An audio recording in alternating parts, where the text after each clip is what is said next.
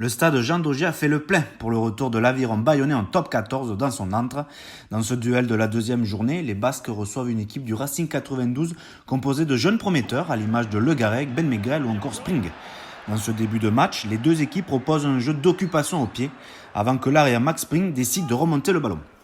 L'arrière Racing crochette 1, puis 2 joueurs, avant de se faire croquer par Thomas Seit. Le jeune francilien tente de faire la passe à Ben Megal, mais le ballon revient dans les mains de Cyrili Makala. Le centre bayonnais sert son talonneur Facundo Bosch, qui résiste à plusieurs plaquages et vient inscrire le premier essai du match. Comme la semaine dernière, l'Aviron bayonnais marque très tôt dans cette rencontre. On revoit la perte de balle de Spring, la récupération de Makala qui donne à l'ancien Rochelet, qui résiste à 3 plaquages pour ouvrir le tableau d'affichage. Pendant 30 minutes, le score a évolué grâce aux bottes de Germain pour Bayonne et de Le Garrec pour le Racing 92. À la 35e, c'est Bayonne qui est devant 8-6 et qui a une action dans le camp francilien, mais le ballon est perdu par Makala. Enzo Ben Megal récupère la gonfle et met les cannes. Il fait l'extérieur à tout le monde, il est à la course avec Baptiste Egui et la jeune pépite du Racing court plus vite et vient inscrire le premier essai des franciliens dans ce match. Un essai qui permet aux hommes de Laurent Travers de passer pour la première fois devant dans cette rencontre.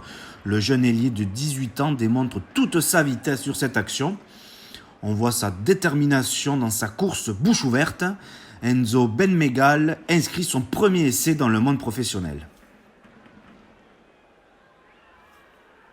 Le Racing continue d'appuyer en cette fin de premier acte. Les franciliens ont une mêlée dans les 22 mètres de Bayonne.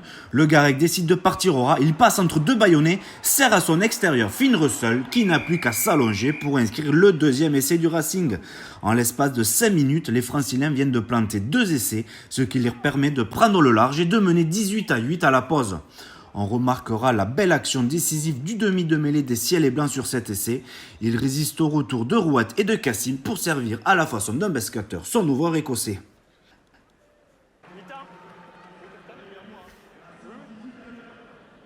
Après un quart d'heure en seconde période, c'est au tour des Bayonnais de mettre la pression dans les 22 mètres du Racing. Les avants de l'Aviron glanent une pénalité sur cette mêlée à 5 mètres. Usaïr Cassim décide de jouer, il sert Jacques Quelin, arrêté à 1 mètre de l'embut. Le ballon sort pour Rouette, qui sert Thomas Seit, qui franchit la ligne. Le deuxième ligne, qui arrive de Nevers, marque son premier essai en top 14 et permet à son équipe de revenir qu'à 4 petits points du Racing.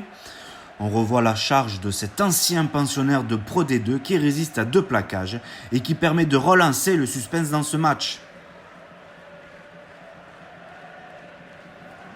Un essai qui a survolté les Bayonnais. Les revoilà dans les 22 mètres du Racing. Un avantage pour pénalité est en cours. Le ballon sort du ruck, mais Bosch arrive à le conserver. Le ballon est dans les mains de Guillaume Rouette qui sert Camille Lopez. L'ancien Clermontois tente la passe au pied qui est parfaite pour Taïva Jacquelin qui aplatit le 3e essai des Basques de la rencontre. On revoit la dernière action et cette passe au pied de l'ouvreur international millimétré pour son ailier. Bayonne peut lever les bras au ciel. En l'espace de 3 minutes, les Basques ont refait leur retard et sont même devant au score en menant 20-18, puis 22-18 après la transformation de Gaëtan Germain. Bayonne aura maîtrisé cette rencontre en seconde période en mettant à la faute les Racingmen. Germain, solide face au perche, permettra à son équipe de mener 31-18 juste avant la sirène. Et cette dernière action menée par Spring qui remonte le terrain, sert dans les 22 mètres Antoine Gibert qui pousse le ballon au pied avant d'aplatir et inscrire le dernier essai de cette rencontre. Un essai validé malgré les sifflets du public de Jean Daugé pour cette passe très à plat de Spring pour son ouvreur remplaçant. Mais un essai qui ne changera pas la fin du match. L'Aviron bayonnais, pour son retour en top 14 dans son stade, s'impose en consto 31-25 face au Racing 92. Une victoire qui permet de lancer la saison des promus. Devant le score à la pause, les Racingmen ont craqué face à la puissance des Basques et rentrent sans le moindre bonus défensif.